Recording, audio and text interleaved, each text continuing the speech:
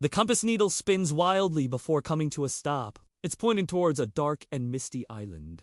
"That must be Dark Knight Island," says Ruby anxiously.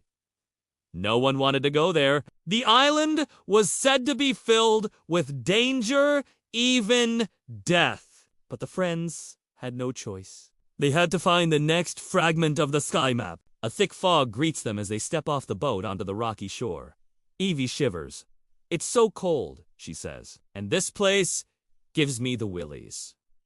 The jungle is dark and creepy. Strange shapes twist and turn in the mist. Suddenly, a ghostly white hand reaches out and grabs Jonah's ankle. He screams and pulls away, stumbling backwards into a bush. "Don't trust anyone," hisses a voice.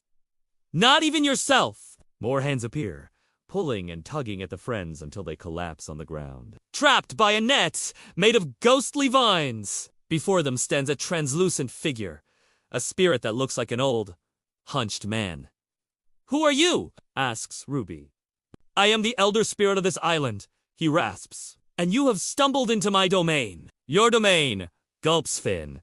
"But we didn't do anything." "You trespassers have awakened me from my slumber," growls the spirit. "Now I shall make you suffer for eternity, trapped here as illusions of your own fears." With a wave of his staff, he disappears. The friends find themselves falling through a swirling vortex. When they land, they are surrounded by illusions of their deepest fears. Ruby sees a monstrous creature made of shadows reaching for her. Evie sees a dark, deep pit full of sharp rocks and twisted metal. And Jonah sees a swarm of bats with glowing red eyes. Paralyzed by fear, they can only watch as their worst nightmares come closer. But then something amazing happens.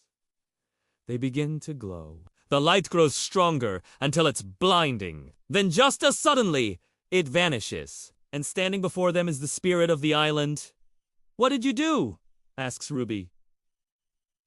The spirit smiles. "I sensed a powerful force inside each of you, a force that could break free of my curse. So I tested you, and you passed." "I am impressed." "Are we free?" whispers Evie. "Indeed you are," says the spirit. "For your bravery and quick thinking, I will reward you." He hands Ruby a new piece of the sky map, and each friend receives a glowing bracelet.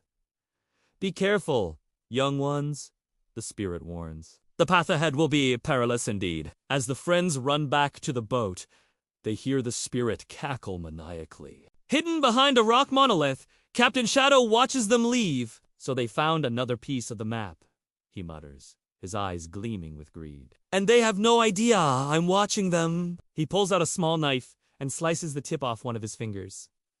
Blood wells up, but he doesn't seem to care. He dips his finger in the blood and traces a line on the rock monolith. "Soon, all the fragments will be mine," he whispers. "And then I will have the power of the ancients in my hands." As night falls, a violent storm brews over Dark Knight Island. Lightning flashes, illuminating the menacing shape of the island and the wild waves crashing against the shore. The wind howls like a banshee, whipping the sea into a frenzy. The friends huddle together on the deck of the boat, trying to stay dry in the pouring rain. "That was a crazy storm," says Finn, shivering. "I hope we can find shelter soon." Just then, the compass begins to spin. It's pointing towards the next island. But before they can set sail, a giant wave slams into the boat, knocking them all overboard. The last thing Ruby sees before the water engulfs her is the sinister smile on Captain Shadow's face. "Looks like our treasure hunt has just become a lot more interesting," he says, his eyes gleaming with excitement. "To be continued."